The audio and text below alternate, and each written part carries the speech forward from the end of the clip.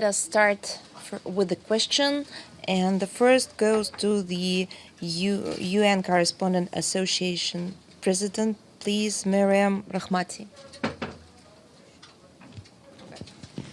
Thank you so much. And on behalf of the United Nations Correspondent Association, thank you, Mr. Minister, for this press conference. My question is, you said that Russia will not forget and will not forgive the US of denying Russian journalists visas to come to the UN and follow your visit. What does it mean, and can you elaborate on that, please? Well, it seems to me that today there was a statement delivered by our representative. And today there was a statement from our representative at the Committee on Information. And, of course, you suspect that I would not speak Russian, right?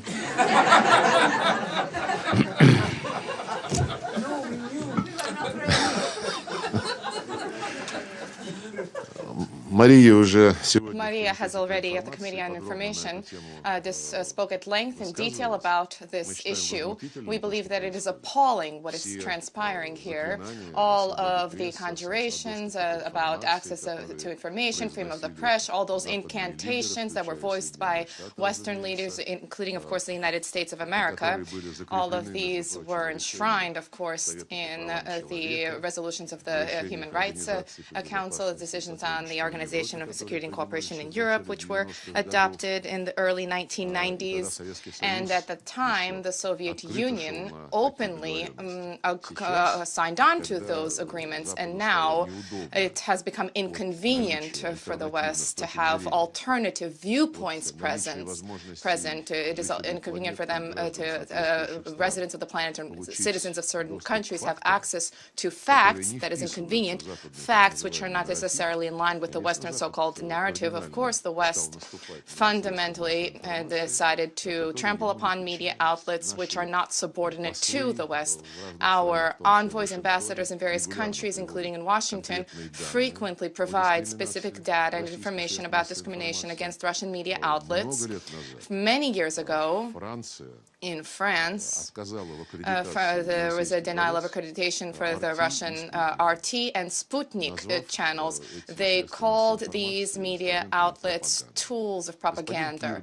Mr. Kirby, with respect to our journalists who were denied visas to participate in this part of our presidency, Mr. Kirby also said that Russian journalists are propagandists and nothing more than that. Without anything, they have nothing to do, he said, with American so-called democratic views of freedom of speech. Of course, there's the First Amendment to the United States Constitution, apparently means nothing in practice.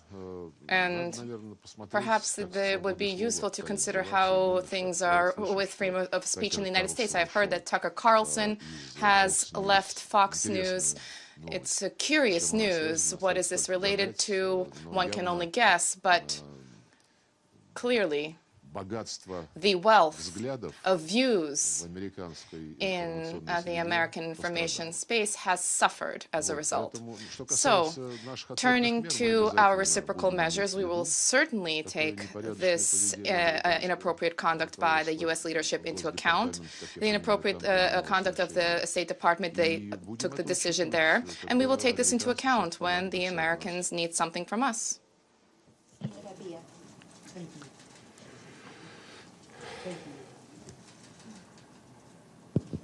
Thank you, Mr. Foreign Minister. I would like to ask you your views on Sudan and what's happening there, and also about the involvement of the Wagner Group with the Rapid Support Forces. We asked Hamiti, the leader of this group, about the involvement of Wagner with him and his forces, and he did not deny it. And just a last question, to whom are they accountable, this group? Is it to the Russian government, to another body? Who are they accountable to? Thank you. Well, with respect to Wagner, this is a private military company. We repeatedly touched upon this issue, including in this room a few years ago. Our French colleagues, heads of diplomacy at the European Union through Joseph Borrell, issued grievances towards us vis-a-vis our links to Mali, Central African Republic, and they created some kind of a mini scandal with respect to the fact that the government of Mali, under circumstances when the French began to withdraw their operations from the country and began to close their military bases in the south where the main terrorist threats remain, and the government of Mali, in order not to be left without defenses, they turned to the services of a private military company called Wagner. That is their right. This is something which the Malian foreign minister announced during a General Assembly meeting, and nobody has made this any secret. Both the Central African Republic and Mali, as well as Sudan, and a number of other countries whose governments, whose legitimate authorities turn for such services, they have the right to do so. And let's not forget, if you are concerned about this issue, take a look at the internet. Take a look at the number of private military companies which exist in the United States. They exist in Britain and in France. There are dozens of them, and many of them have for many years worked directly on our borders, including inside Ukraine. And this also gives rise to significant questions. Now, with respect to what's happening in Sudan, I think that certainly this is a tragedy. People are dying. There are threats to diplomats, and they are significant threats. We are aware of this. We are following the situation. Today, representatives of UNICEF have requested our embassy to somehow host and accommodate their staff because of the fact that they are not in a safe location. I'm not certain how this can be done, but we will tackle the situation. Let us recall the developments with Sudanese statehood, first in the singular and then Sudan and South Sudan. And this was all transpiring before our very eyes when our U.S. colleagues made one of their foreign policy priorities the division of Sudan into two parts. They turned to us, for the then President Omar al-Bashir, for us to persuade Mr. Bashir to reach an agreement for the conduct of free elections on voluntary separation and division, and we, frankly speaking, thought that the Sudanese people, the peoples, should make that decision. And ultimately, the division took place. It was separated into two parts. A South Sudan was created, and the Americans, as the initiators of this divorce, so to speak, should have done everything possible to help these new two states coexist, to develop their economies, to provide for the welfare of their citizens. But the Americans didn't like something. I won't delve into the details, but they imposed sanctions both against the leadership of Sudan and against the leadership of South Sudan. And subsequently, there were constant demands being put forward through the IMF, International Monetary Fund, and so on. So this is a form of geopolitical engineering, and it doesn't bring about any positive results. I would propose that the main conclusion be drawn from this crisis. Let's not interfere in Africans' negotiations amongst themselves. Let's not seek to resolve our own African issues, and let's not add any demands from abroad which fail to reflect the interests of those countries. African solutions to African problems. Thank you, Minister Lavrov. Michelle Nichols from Reuters. Thank you so much for the briefing. I just wanted to ask you a little bit further about the Ukraine grain deal and whether Russia has a response yet to the letter that the Secretary General has sent to President Putin suggesting a way forward for the extension and expansion of this Ukraine grain deal. And China is the biggest recipient of the Ukraine grain under that deal. So has China asked Russia to extend the deal? Ну, про Китай сразу Well, on скажу, China, I что will say right away that Китай we с haven't нашими been discussing партнерами this issue with из our Китайской partners Народной from the People's Республики, Republic of China, в том числе, наверное, и по including чисто probably прагматичным for purely соображениям, pragmatical исходя из того, что considerations, у нас с given Китайской Народной that Республикой with the People's Republic of есть China, общие we границы, have a через shared которые border налажен экспорт и across импорт, which there's и export and черноморские import просторы going on, совершенно and the не Black нужны для Sea того, чтобы space is not at all Китай necessary for закупал China наше to зерно, procure да и our вообще зерно grain в and других grain in general странах, from other прилегающих к России, countries that are Казахстан, например. adjacent to the Russian Federation, Что касается Kazakhstan, for письма, example. которое вчера As for вы the транслировали letter that the президенту Secretary Путину, General я conveyed to надеюсь, President что Putin, оно не утекло I в hope that it рамках didn't личной leak because переписки this is между personal руководителем ООН correspondence и between the руководителем leadership of the United Nations and the страны-члена leadership ООН. and the leader of the UN and Если a leader of a передали UN member гласности states. эту If бумагу, this это paper будет was, очень if this correspondence was будет означать disclosed, that would not be very очередная appropriate. попытка This would оказать be reflective давление of another на attempt to ситуацию, exert pressure которая не on a разрешается, situation, and this is которая not привела в acceptable, тупик and наших that a западных situation that has not been знакомых, resolved and когда this has brought to a dead 22 end by июля Western прошлого colleagues. I would года recall эта 22 July of last year, Черноморская this Black Sea инициатива была initiative was подписана. agreed upon, it В was ее тексте signed, было прямо and сказано, the что она text касается explicitly stated that вывоза this зерна pertains to the и export of аммиака. grain and ammonia. Про аммиак никто не And вспоминал до nobody recalled позавчерашнего дня. ammonia before the day before yesterday. Хотя вчера мне Антонио Even though Гутерреш yesterday сказал, Antonio что Guterres на мировом told рынке me that on ощущается the global острая markets нехватка there are acute удобрений, прежде shortages of всего fertilizer, группы specifically аммиачных from the групп. Никто об ammonia этом не group. думал Nobody до thought последнего about момента. this up until very И recently, the last то, как moment. эта сделка быстро And the из way that Черноморской this инициативы превратилась в deal quickly Черноморскую transformed from the зерновую Black Sea инициативу initiative и из to the Black Sea гуманитарной grain initiative. From a инициативы humanitarian превратилась в initiative, it коммерческий transformed предприятие, into a тоже commercial initiative. вызывает This is достаточно also много something вопросов, that о gives которых мы rise to a все significant это number of время questions, which не all of устаем us have consistently говорить, been не talking устаем about for all of привлекать this time, and we внимание. continue to draw attention to this Если вы situation. статистику видели, If you looked at the меньше statistics, 3% less than из 3% всего объема, of the который, entire объема, который, volume который of прошел grain вот из украинских портов, that меньше traveled from 3% Ukrainian попало ports, less than действительно в 3% бедные страны, truly которые находятся reached в the соответствующем poor списке countries that Всемирной are on the продовольственной relevant программы. list Это of the World Йемен, Food Program. They're Афганистан, Ethiopia, Yemen, Судан, Afghanistan, кстати, Сомалия. Sudan, incidentally, and Все остальное, Somalia. 80 Everything с else, the лишним 80+% процентов, страны с доходом will высоким, reach либо с to доходом низким. high-income countries or middle-income Мы это countries. обсуждали, We discuss привлекали к this, этому we внимание, draw а потом attention to this, and налицо была then попытка there украинских was коллег a blatant в attempt рамках by вот этой Ukrainian colleagues деятельности as с part of совместного their activities with the координационного Joint центра в Coordination Стамбуле Center in Istanbul. устраивать They tried to искусственное скопление create an судов. artificial И, accumulation даже в украинской of, прессе была информация о том, ships, and in что, Ukrainian press there were reports about the Ukrainian взятки regime за то, taking чтобы bribes согласовать очередь для to какого-то agree судна. on Пораньше можно the queue where a без certain ship would be такого located, whether it would be механизма placed before others without those мы привлекали mechanisms, внимание bribe-taking также к тому, mechanisms. что We also drew attention to the концентрируясь fact целиком и that полностью на украинской concentrating части completely and сделки, fully on the Ukrainian наши part of the коллеги, deal, в ООН прежде our всего, colleagues at the United забывают о Nations, том, first что and изначально foremost, Антонио Гутерреш forget предложил that пакет initially Antonio Guterres proposed a взаимосвязанный. package of Да, он that вчера is мне сказал, inextricably что linked.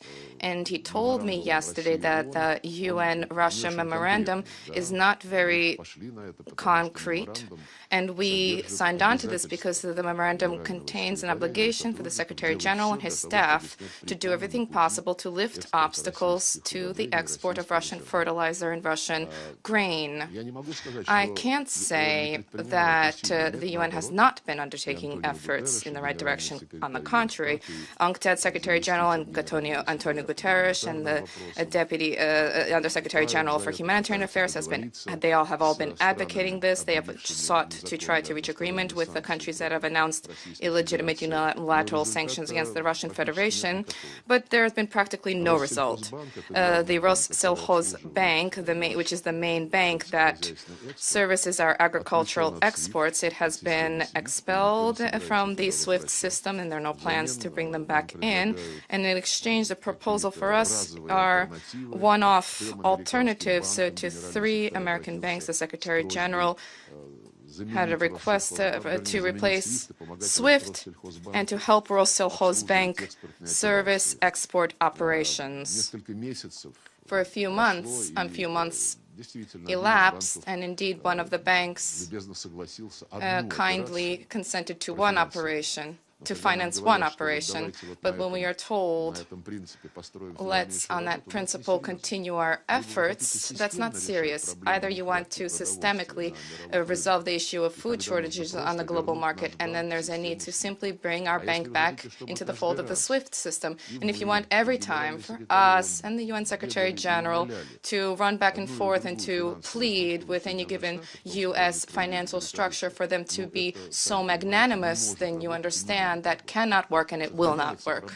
There are still problems with insurance, and yesterday I was told by the Secretary General that the rates dropped significantly after his contacts with London Lloyd, but this is all focused on maintaining and preserving control over everything that's happening, not to prevent our fertilizer, our grain from freely reaching markets, and on the basis of market mechanisms, to prevent them from entering certain countries. And this, of course, complicates the work of the World Food Program, which has been helping the poorest countries. In addition to what we have been talking about, we have nearly 200,000 tons of fertilizer, and they were seized in the ports of the European Union. Last August, President Putin publicly stated our position, according to which those owner companies of the fertilizer provide them on a voluntary basis, free of charge, to the poorest countries through the World Food Program mechanism. This was back in August. The first consignment of 20,000 tons from the 200,000 entered Malawi only 6 months later. Now it is with great difficulty that there are discussions of another 9 consignments, 24,000 tons each, for Kenya and Nigeria. And this all takes time. This is all fraught with bureaucratic red tape, with additional costs. And with respect to our part, I now return to that question. Our part of the deal, yes, we see that the Secretary General and his colleagues have been making efforts, but there have been practically no results, unless we are to view as results the hope, the glimmer of hope, that instead of normal provisions of the necessary products to global markets, there will be a need to each time manually take the effort and plead with American and European ports, banks, and other structures, insurance companies, to request that they be magnanimous. That's not the deal we reached on 22 July last year when we supported the Secretary General's initiative, which, as he has reiterated, is package-based in nature. A package has many components. So, unlike you, I cannot be so confident in describing what is contained in the correspondence from Guterres to Putin, because this correspondence is, of course, not for the wider audience, but it is intended for our president. And the same letters were sent to Ukraine and Turkey, as far as I understand. But the reaction to this correspondence will arise after the recipient reads it. It doesn't sound like you see a lot of hope for an extension of the Black Sea grain deal. Вы психолог. You must be a psychologist. So Russia. Sergey Viktorovich, Sergey Viktorovich, сегодня я здесь. today Joe Biden announced that he will run for a second term as the President of the United States. And we have already heard comments from Republicans who have also announced that they will have Donald Trump running for a second term, and they say that they are seriously concerned that this could even lead to a third world war.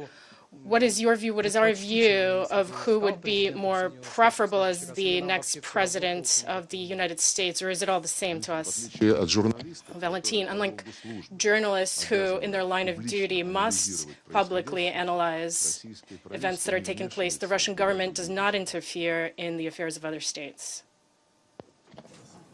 Yes. Thank you very much. Thank you, Foreign Minister, for the briefing. It's Pamela Falk from CBS News. You talked about yesterday and a year ago about the inadmissibility of the expansion of NATO. And yet, because of the war, Finland has become a member, Sweden's next, and the NATO Secretary General is supporting Ukraine's membership. Was it a miscalculation, and where do you see the reasons now for the war, since the NATO border with Russia has now doubled? Thank you.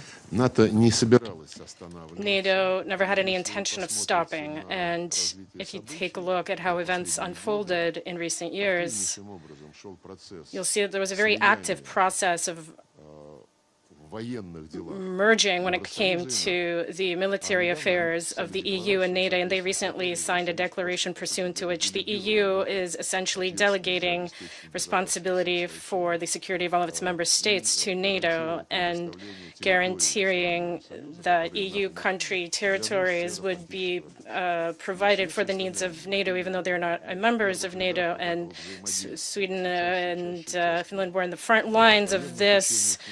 They were increasingly taking part in NATO military exercises and other actions that were meant to synchronize the military programs of NATO members and neutral states. So here, well, it's just a nice figure of speech that Russia sought to prevent NATO's expansion. It's not that we wanted to do this. We believed that it was necessary to prevent this. But we were also promised this on several occasions.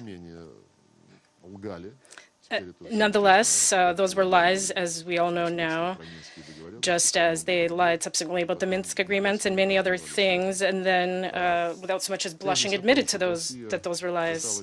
The claim that Russia tried to prevent NATO's expansion and only sped it up as a result is probably how you see things or how you try to describe things from your end of the situation. We also have our own takes and our own views, and the unbiased assessments that our political scientists, as well as those abroad, make are that is that NATO sought to break Russia apart, but in the end, it only made it stronger and brought it closer together. So let's not make any hasty conclusions now as to what this will all end in. We have clearly stated our goals, and we very clearly reaffirm them, including in our Security Council statement yesterday, as to what the U.S. is seeking to achieve. Well, I read materials in the local press here, articles by analysts. I talk to some of my old friends, political scientist friends, and they are increasingly asking themselves as well what's going to happen next. When it comes to our goals, we laid them out very openly and honestly as to the goals of the US, NATO, the EU, whether it's pumping Ukraine full of weapons, or now we hear this ridiculous theory about making sure that Ukraine can successfully counterattack now and then ask Ukraine and Zelensky to begin negotiations. This is the logic of a schizophrenic.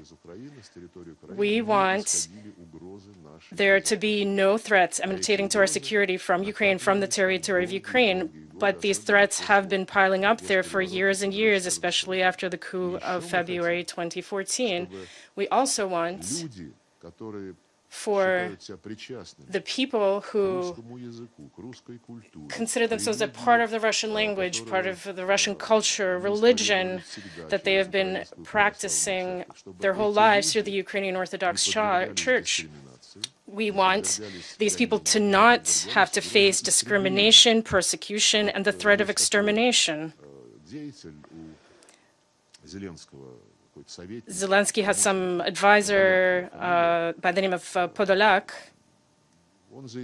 who has stated that we'll take back Crimea and eliminate everything Russian in Crimea. Is this what the U.S. supports when American political figures and other figures say that we cannot fail to support Ukraine because Ukraine is fighting for our values and our democracy?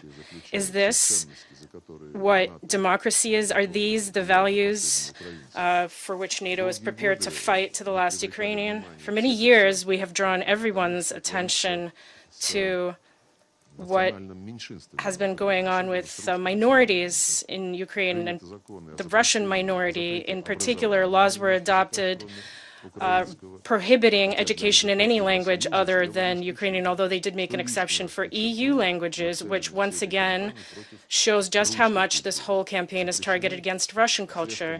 There was a ban on media, both those broadcasting in Ukraine from Russia, as well as those that belonged to Ukrainians but broadcast in the Russian language and held opposition views. Millions of books in Russian have been thrown out of libraries. Some of those were burnt in town squares, just as the Nazis did back in their day, and practically all cultural contact between our countries have been banned as well. Russian culture and what is happening, take a look also what is happening with the Ukrainian Orthodox Church. We have addressed the UN Secretary General, OSCE leadership, and other institutions, and we did not get a very strong reaction. And this is similar to what happened when the coup took place in 2014, when we began ask questions to the French, the Germans, the Poles. We asked, how is it that you you guaranteed just 24 hours before the coup that you would find a settlement. You signed a document to this extent, and they just said, well, sometimes democratic processes can take on excessive forms and go too far, and that's it. And the same approach was used to justify and excuse any actions on the part of the Kiev regime, even as the U.S. confidently continued to say that they would continue supplying Ukraine with weapons to defeat Russia because Ukraine is upholding the ideals of democracy and Western values. If this is what you're fighting for, and of course I don't mean you personally and specifically, but if this is what the West is fighting for, then it should be all the more clear what we stand for and what we will oppose to the very end. Hello. Thank you. Matthew Chance from CNN, Mr. Lavrov.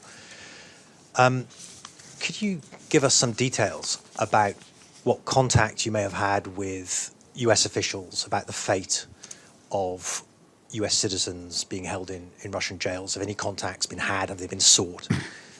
And also, secondly, there have been prisoner swaps in the past. Can you speak louder? Yeah, sorry. There have been prisoner swaps in the past. What are you looking for in exchange for Paul Whelan and Evan Gershkovich? On the agreement between President Biden and President Putin, this was an agreement arrived at when they met in June of 2021 in Geneva. A special channel was created for discussions of issues related to detained citizens of the Russian Federation and the United States and detained American citizens of the Russian Federation. I won't disclose any secret if I'm to tell you that this channel did not provide for involvement of journalists, and it also did not provide for public disclosure of any situations for the purposes of exerting pressure on serious, meaningful professional negotiations which are underway. In the Russian Federation, there are several American citizens who are serving sentences for various crimes, including the individuals you have mentioned. I refer to Paul Whelan and Evan Gershkovich. They were detained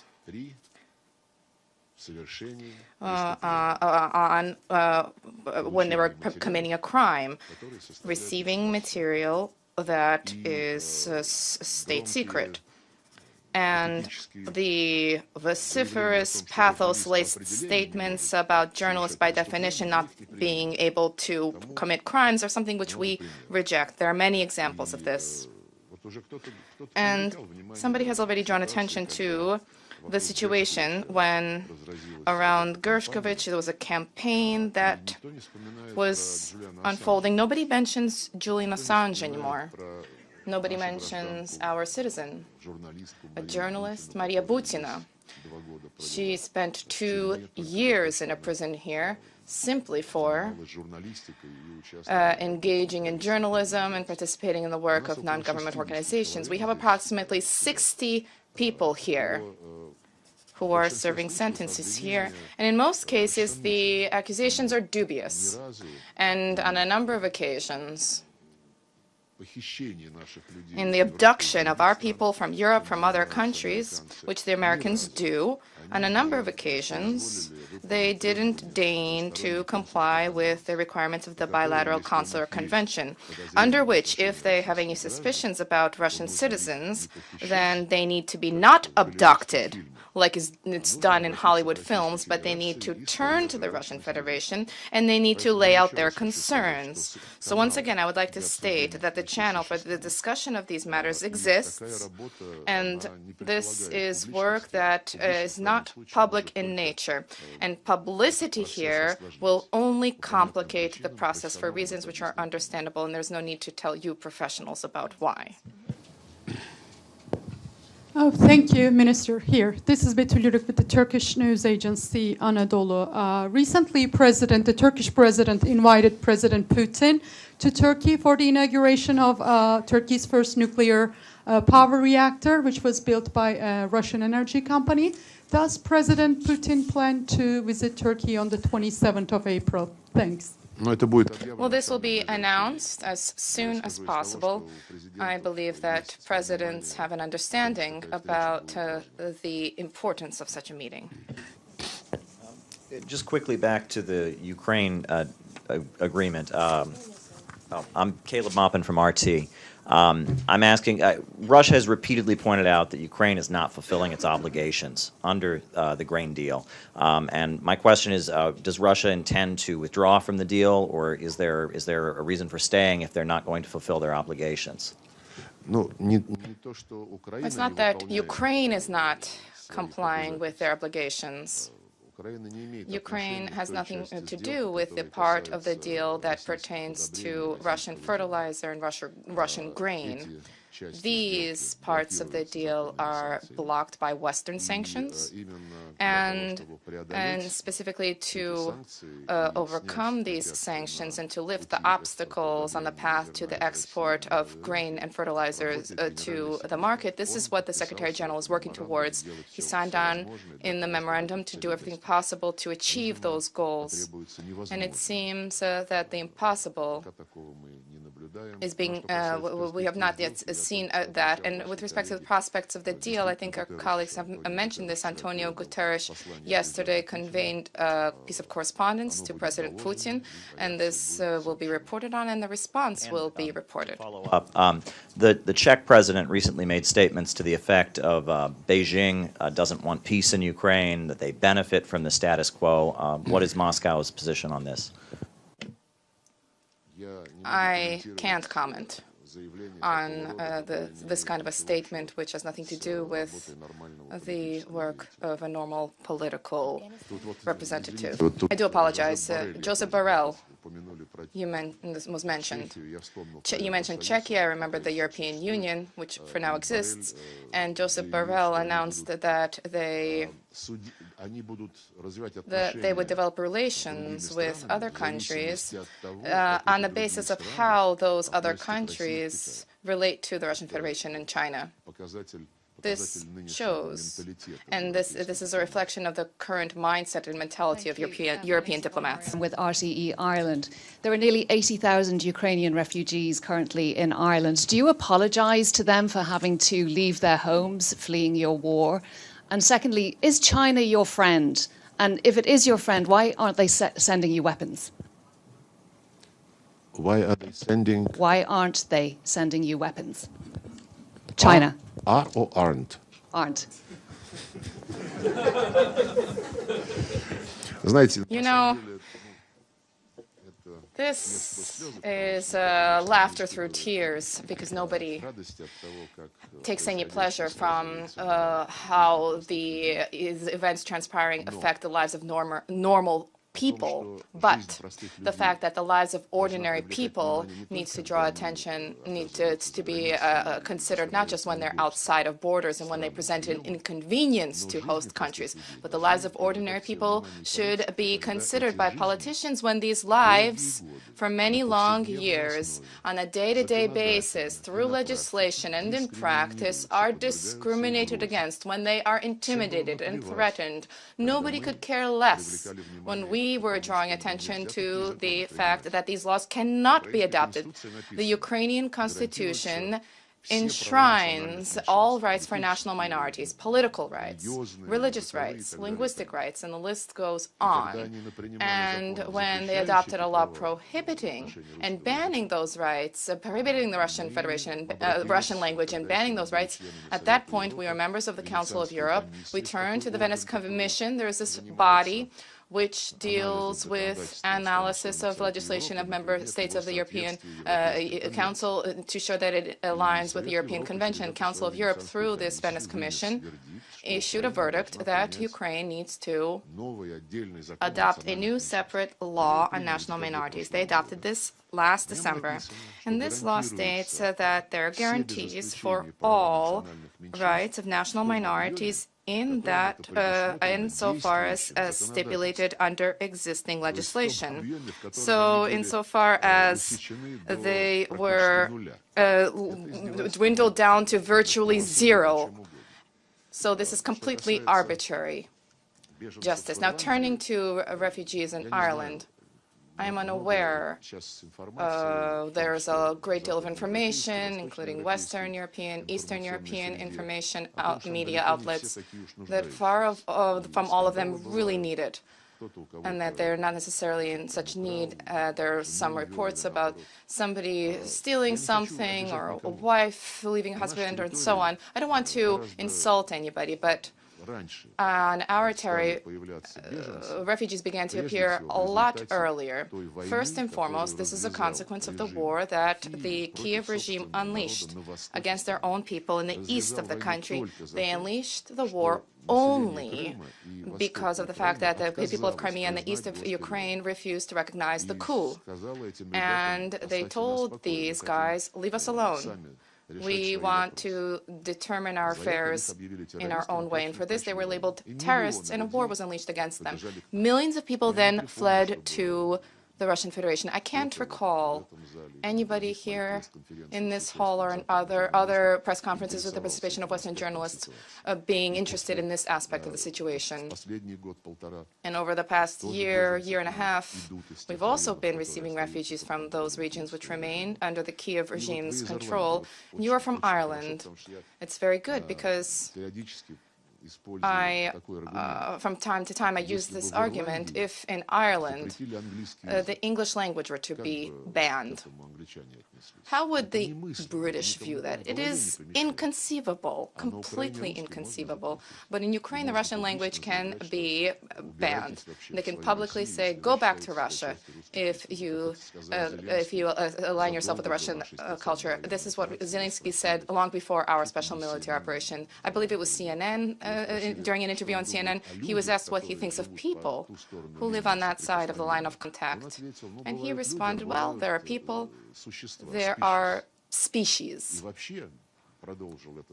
And this leader of democracy, world democracy, continued. If somebody in Ukraine feels themselves to be a part of Russian culture, my advice for the sake of the future of your children and your grandchildren, go off to Russia. That is written in the text. And about the neo-Nazi Azov regiment back in 2013, in Washington, even in Congress, there was it was specifically designated as a structure that should not receive American financing.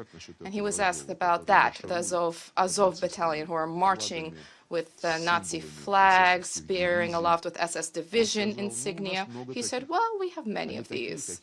They are as they are. full stop.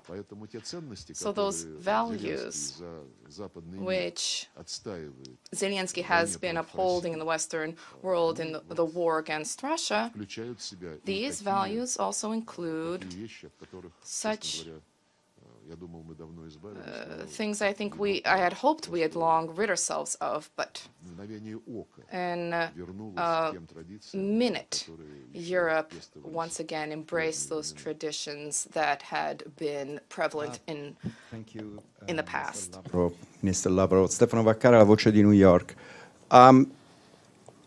The UN has many goals, like increase its goals all the time. But the main goal in 1945 was to prevent World War III.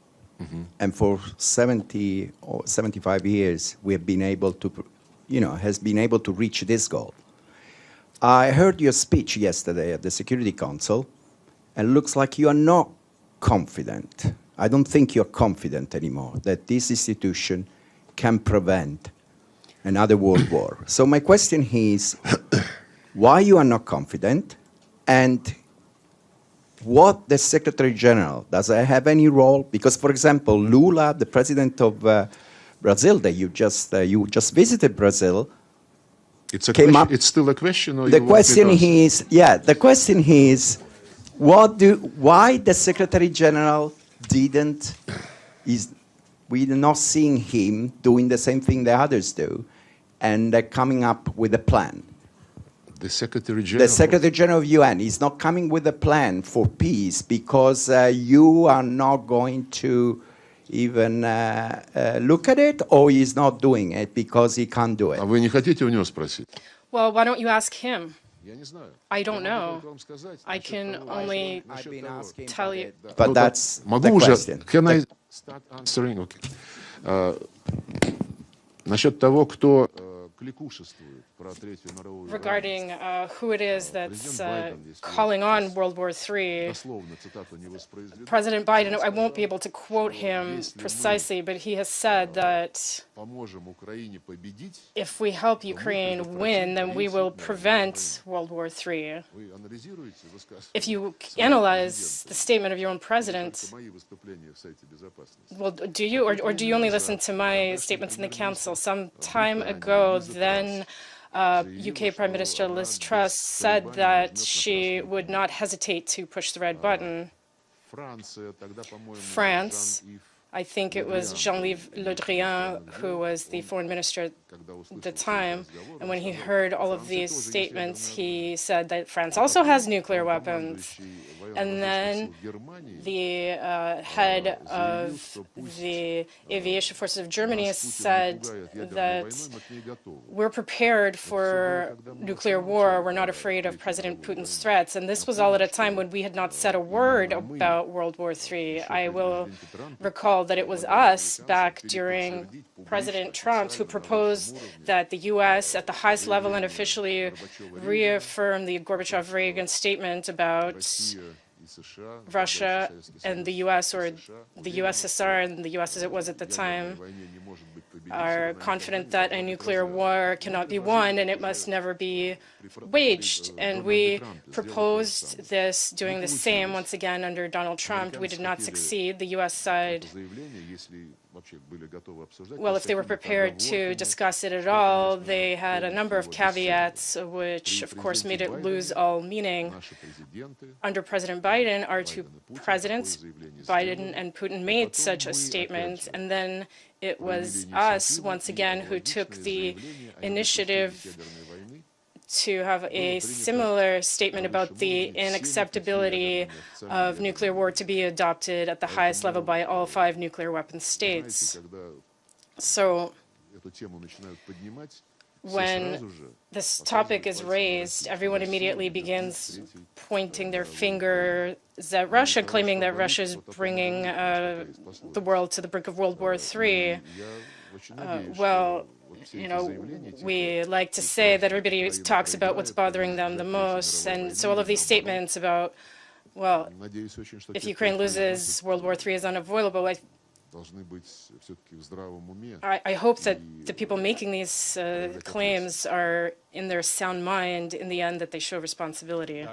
Игорь Наймушин, РИА Новости. Сергей Викторович. Igor Bushin, RIA News. Two questions, if you allow. The first has to do with the Israeli delegation and the Jordan PR step made today. Were there communications with Israel before the meeting that could indicate that such a decision would be made by the Israeli delegation to leave the meeting? And the second question has to do with the most recent statement by the deputy head of the defense of the UK, who said that hundreds and thousands of missiles, including impoverished ones with impoverished uranium, have already been sent to Ukraine. What is your response to such a statement?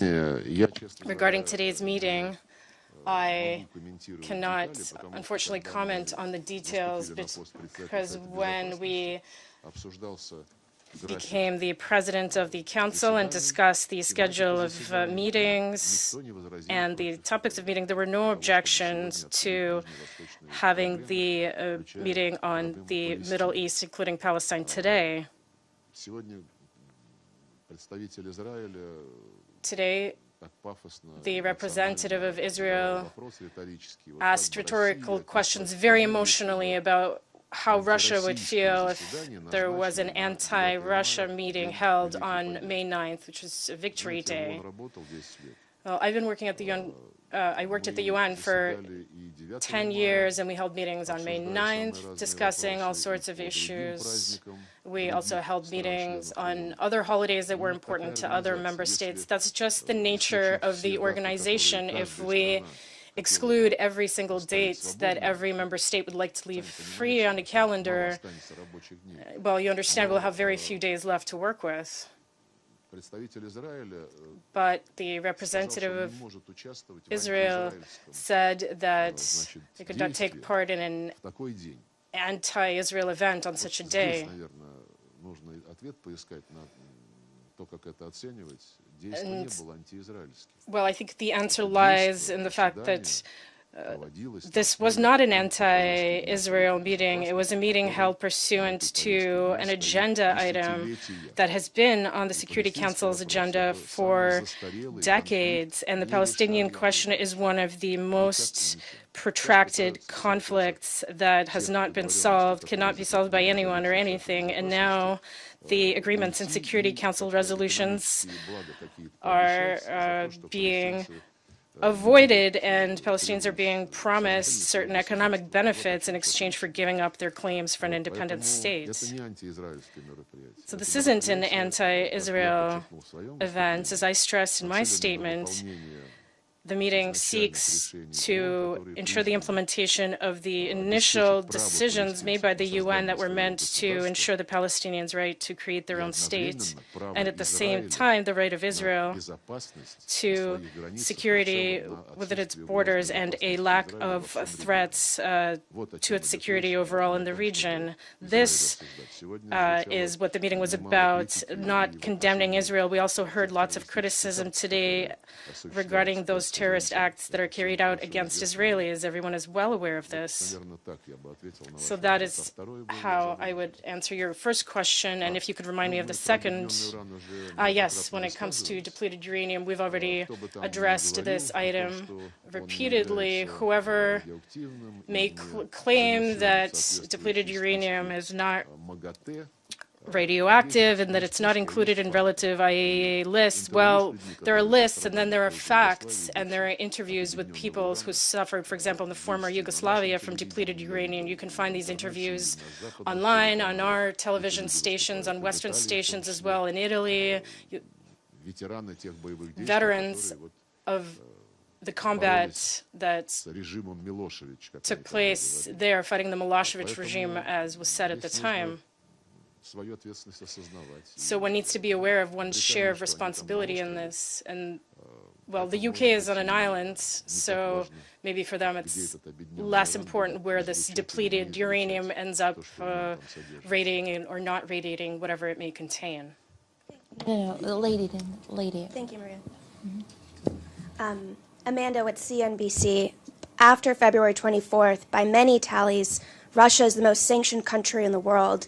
Do you think Western sanctions are working, and can your country withstand more economic pressures? We've already adapted. We adapted rather quickly. I remember back in 2010, I think Barack Obama said that Russia's economy was already in shreds. Well, if the desire is there and it seems to persist and it doesn't change regardless of whatever administration is in power, we've long ago drawn the conclusion that we need to rely on our own efforts and on those that we can reach agreements with. When it comes to those who lie, who constantly deceive others and attempt to achieve a unilateral advantage by legitimate means, we will no longer rely on them. Some Western companies that have been kicked out of Russia by their government, who complied with those government decisions, are now trying to come back.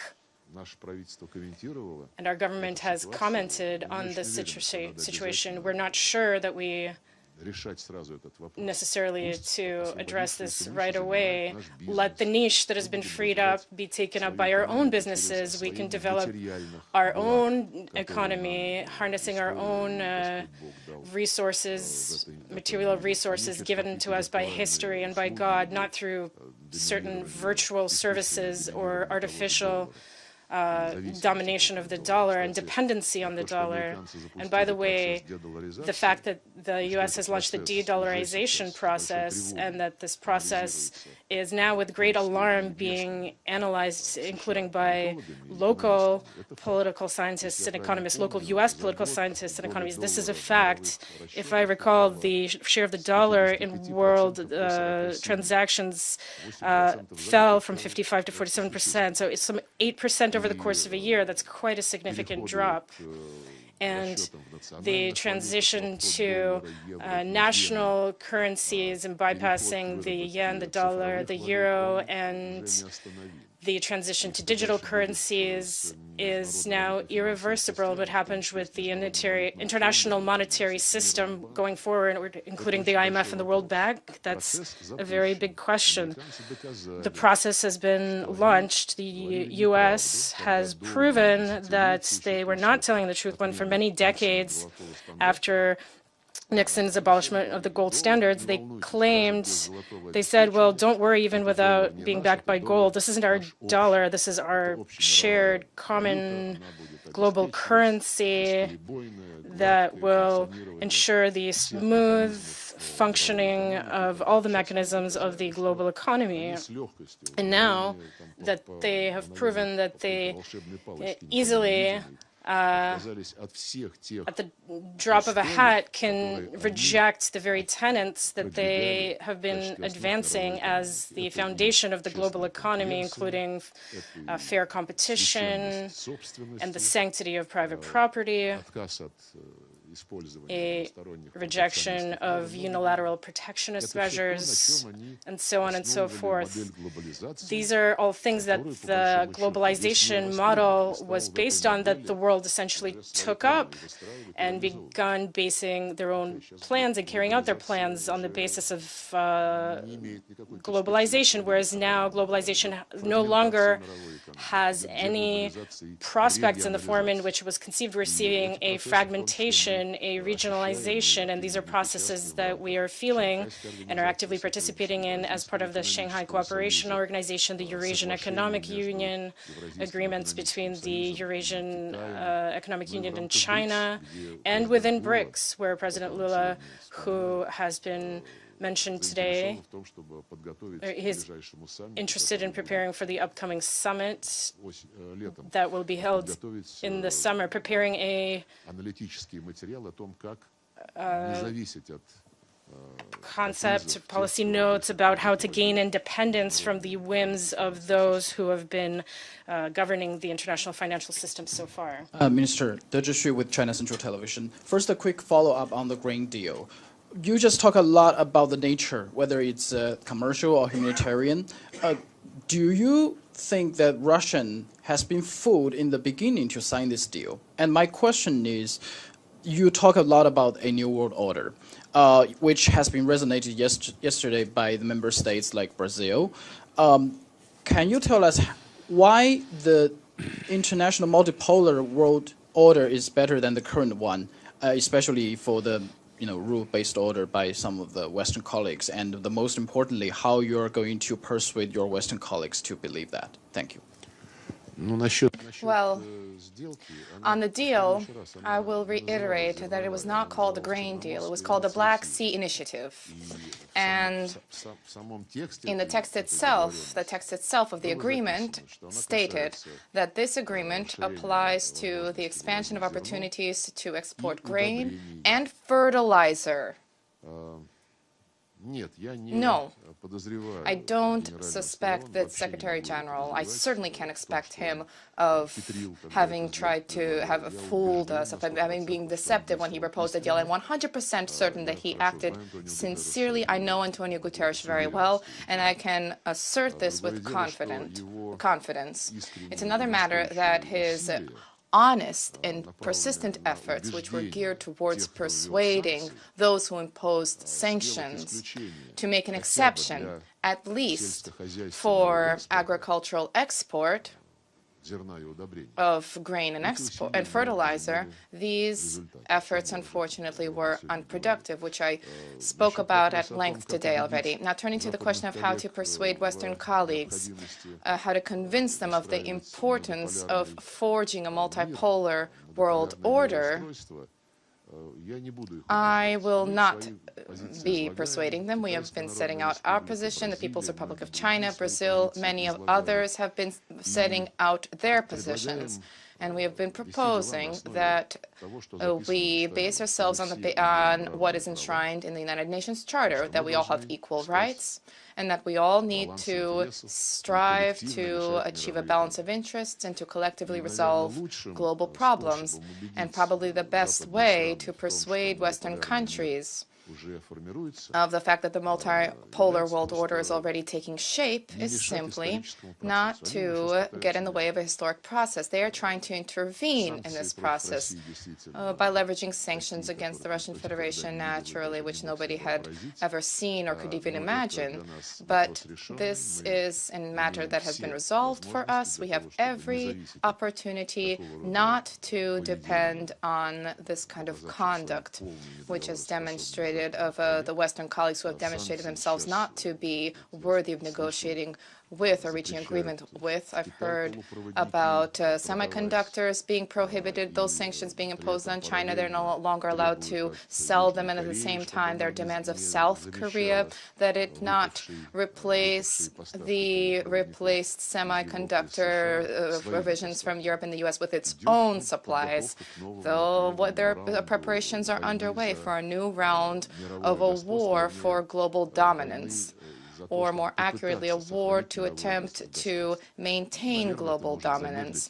This can probably slow down the natural process of the establishment of a multipolar world order, but not for long. At the historic level, I don't think that will succeed. All of these claims and grievances, as Joseph Borrell mentioned, the heavenly garden, as he views the West, surrounded by jungles.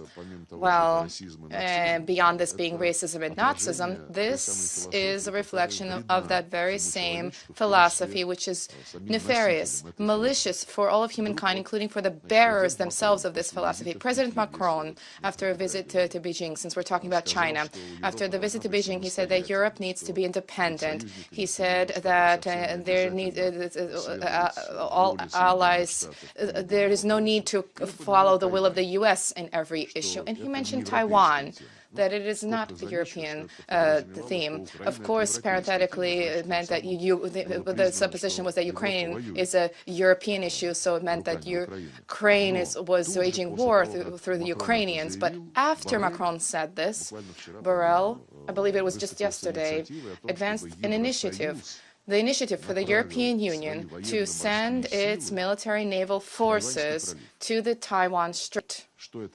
What does this mean? This means that in Europe, either those who support Borrell's logic, either they have lost in any shred of independence that they had left, or they didn't reach an agreement there about what their united position would be.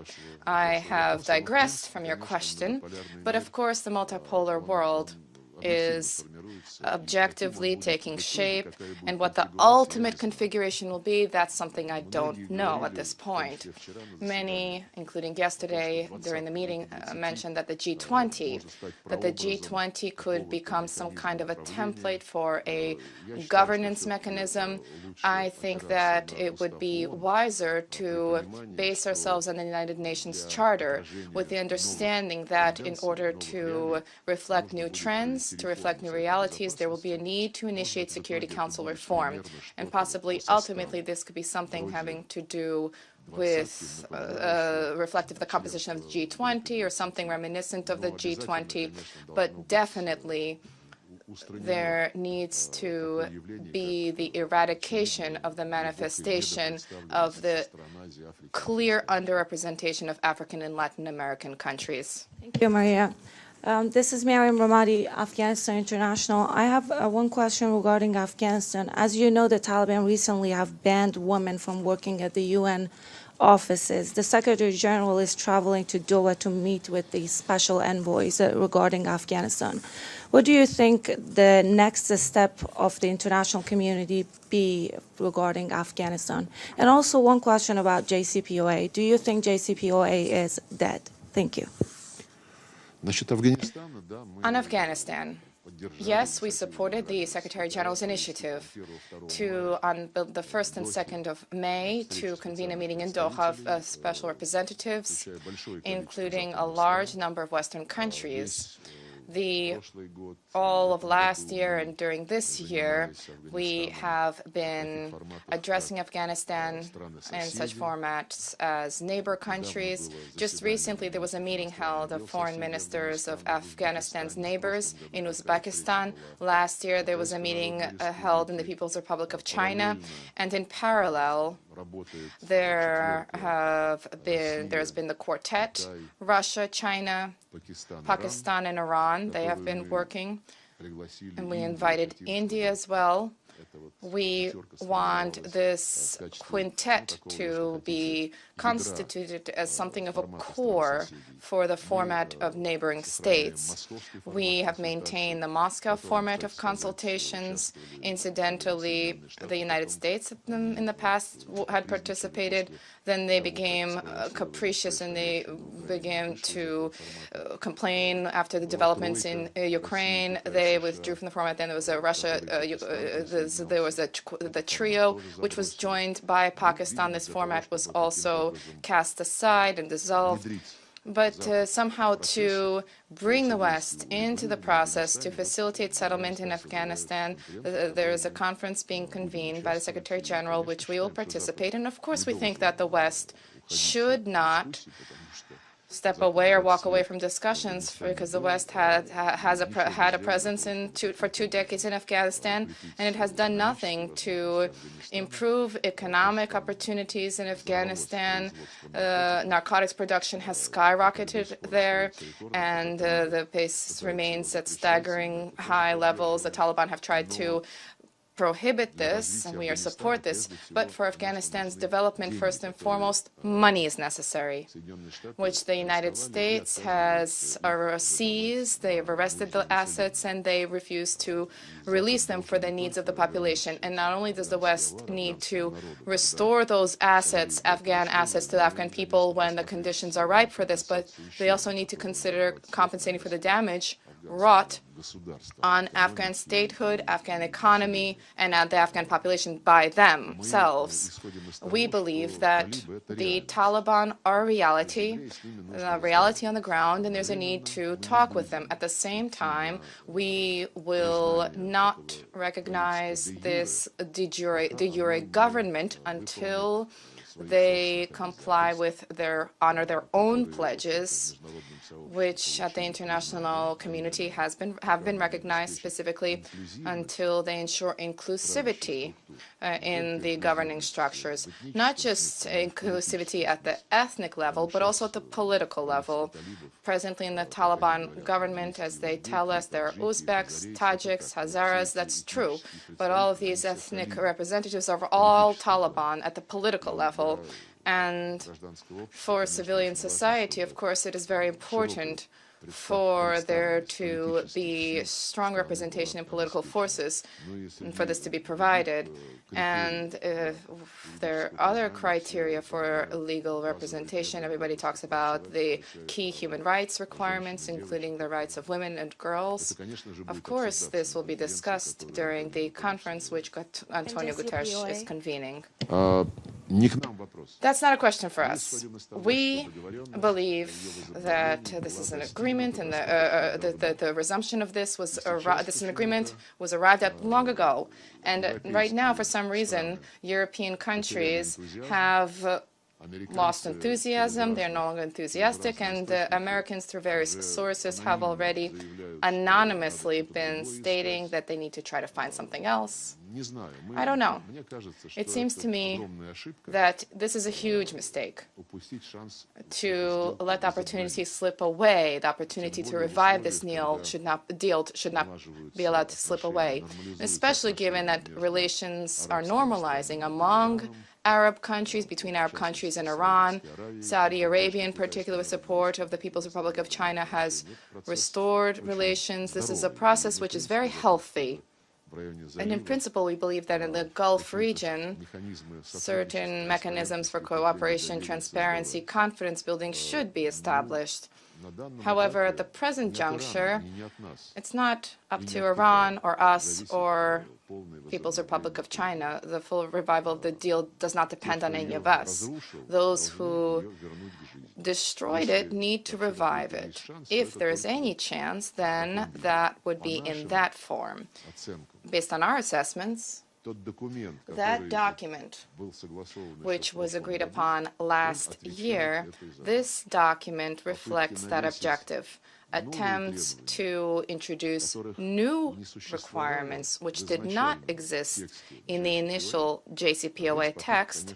These attempts, of course, complicate the process, and they reflect that same policy which we were already talking about today, to attempt through blackmail or to secure unilateral advantages. My name is Abdul Hamid Sayam from the Arabic daily Al-Quds Al-Arabi. Mr. Minister, you spoke about the golden billion. About? Golden billion, you spoke about it, and do you anticipate in the future to see that the world is not only one golden billion, but 8 golden billion? And the second is about the two-state solution. Everyone repeated this slogan, two-state solution.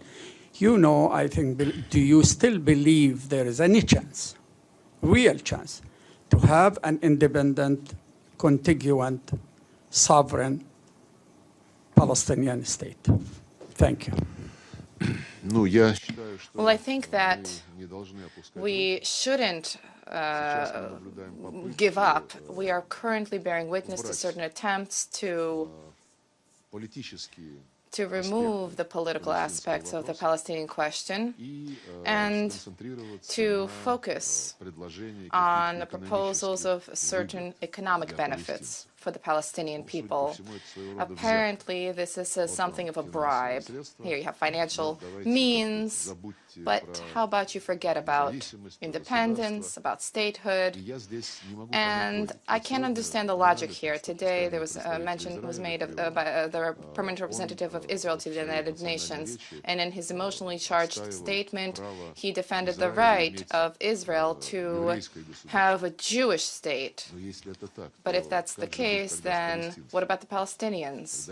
Then they need their state. This is a recognition of the fact that the two-state solution is the only way to undermine the Jewish essence of Israel, which Israel is defending. So I do believe that common sense will prevail and cooler heads will prevail. And when an opportunity will emerge not to consider electoral considerations, then there will be a possibility to deal with this meaningfully.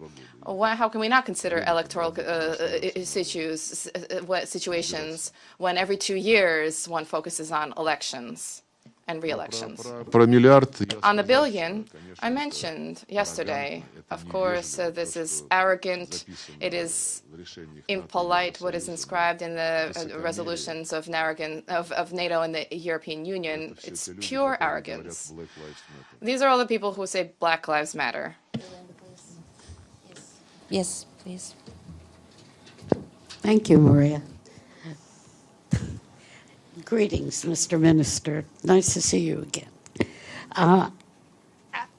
Are you personally involved in any of the negotiations that would release prisoners in America and in Russia? For example, Evan Gershkovich. Are you personally involved?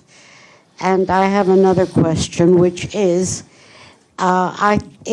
it looks like the Ukraine admission into NATO is not very realistic, despite what some people have said. But as a member of the EU, it may be more feasible. What is your opinion on that? As for the first question, the answer is simple, no. Regarding the second question, well, I can't make a decision on behalf of the EU, but we see how that organization is becoming militarized at a record rate and turning into an aggressive entity with the declared goal of containing the Russian Federation.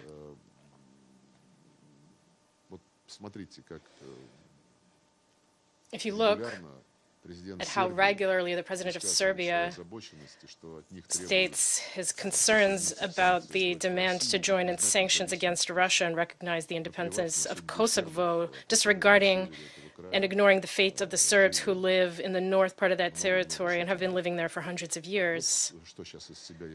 This is what the EU looks like currently. If you're carrying out an anti-Russia policy, then you have excellent chances. But I'd be curious to see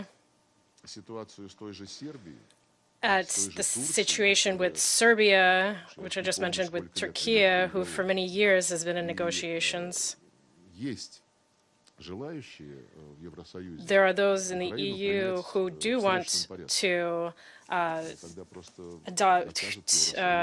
to allow Ukraine to join on an expedited basis, and that will just show that it's nothing to do with meeting criteria. It's a geopolitical game, pure and simple, of tacking on as much territory as possible while it's up for grabs. Well, that's up for them to decide, but the fact that there is very little difference currently between the EU and NATO, well, I have no doubts regarding that fact, especially since the EU and NATO recently signed a declaration where they openly stated that we will be ensuring the security of your European Union, and the EU expressed recognition, and there was also a statement to the extent that this would all be important for our billion, and that's it. Yeah. Forgot to say who I am anyway. I know. Thank you very much, Mr. Minister, and I know I speak on behalf of all of us that when you're in New York, we always happy to have you here answering questions from us, Edith Lederer, from the Associated Press. As you look ahead to the rest of this year, what are your expectations for the state of peace and security in the world? Do you see prospects for negotiations or an end to the Ukraine conflict, to other conflicts? Yemen, Libya, you said Sudan. What are your hopes and expectations?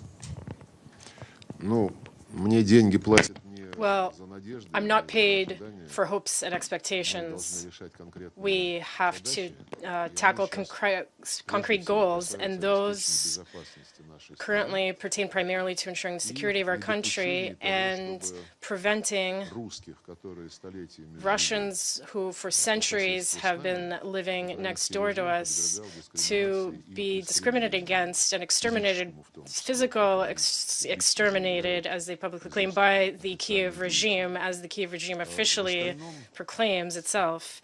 As for the rest, Политика — это такое дело. well, В 2003 году, через politics несколько are a месяцев special kind of после beast. In начала 2003, some months after the beginning of the unlawful war in Iraq, George Bush Jr. Announced that democracy had won in Iraq in 2003. And what are your expectations from Iraq now? I have no idea. The same goes for Libya. Президент Обама When President Obama решил руководить как бы decided from behind, to lead from behind and put the Europeans up front, well, we saw another grave violation of a Security Council resolution which only called for establishing a no-flight zone to prevent Gaddafi's aviation from flying, and it was not flying, but then they went and bombed the whole country. It now lies in ruins. And what Obama said about Russia has now happened not to the economy of Russia, but to a country called Libya. And I hope that there will be progress on Yemen, since you mentioned Yemen, and today I noted in my statement that we value the efforts made by Saudi Arabia in this regard to establish direct dialogue. I won't even be guessing. With Ukraine, the issue is not that there's a certain timetable. Maybe in other countries there are timetables. I remember on Libya again, France repeatedly called conferences at which it was decided that elections would be held in 4 years and 3 months. And this was happening since 2015, and nothing has changed in that regard. So we need to simply, one must keep working on upholding one's lawful rights and doing this honestly, explaining one's motives, which is exactly what we did regarding our actions as part of the special military operation, and that we also wanted in a spirit of reciprocity to hear the same thing from our Western colleagues. What goals are they pursuing? In Iraq, in Libya, and in other places where they are active in one way or another. But one must remain optimistic. This is all unavoidable, although they do say that a pessimist is a well-informed optimist. I think that's how the saying goes. But nonetheless, we will hope that the attempt to unify efforts will prevail, as well as the understanding that breaking up the global community into 1 billion and 7 billion is the wrong way to go. Placing one above others is also wrong, no matter what traditions of aristocracy, of lords and other high titles this might be justified by. We all live on the same planet, and we spoke just now about a Third World War. Who wants this? Well, it seems that some are prepared to go to the end if, once again, to quote statements made by some, if Ukraine wins against Russia, then we will avoid a Third World War. Well, that's a simple, tidy idea that currently is replacing a normal conversation between responsible political figures. I also wish you success in your work, your profession, which is very important indeed, and once again appeal to you, given that there are fewer Russian journalists this time than there could have been, to help compensate for for this lack in numbers by providing broad coverage of everything that you've heard for us today. Thank you very much. Can I ask a quick question about nuclear plant safety? Nuclear plant safety in Ukraine? Nuclear plant safety in Ukraine?